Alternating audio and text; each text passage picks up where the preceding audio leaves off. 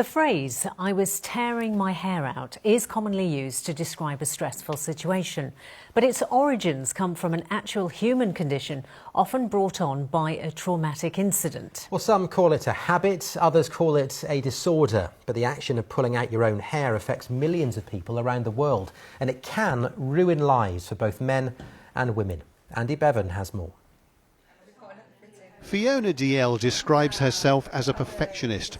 As a teenager, whenever she found the odd split end in her hair, she'd pull it out. Then, after a car accident in 2010, which left her in a coma for weeks, the habit got far worse. The 31-year-old became one of millions affected by Tricotillomania, known as TTM or trick, a hair-pulling disorder that can be so severe it leaves sufferers with only a few wisps left.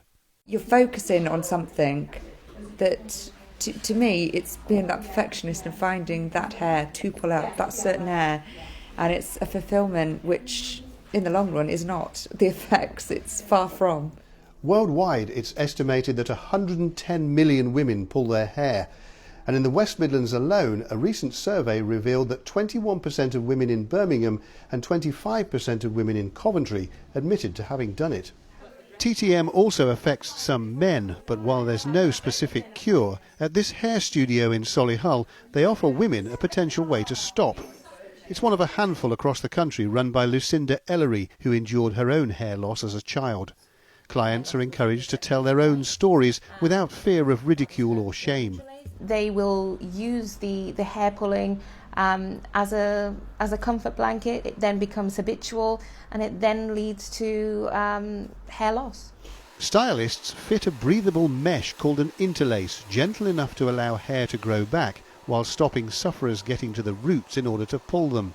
We use human hair, and that is then sort of integrated with her hair in the form of little bonds. We call them connections, and those basically form the little anchors that keep everything in place. I will stop. If I tell myself that, I will, and I'm determined to. Whether it's another year down the line, another 10, who knows? I will work at it the best I can.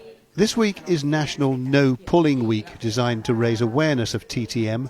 Fiona Dalziel is just one of millions wanting to quit the habit, but she says she's happy to admit to it if it helps others realise they are not alone.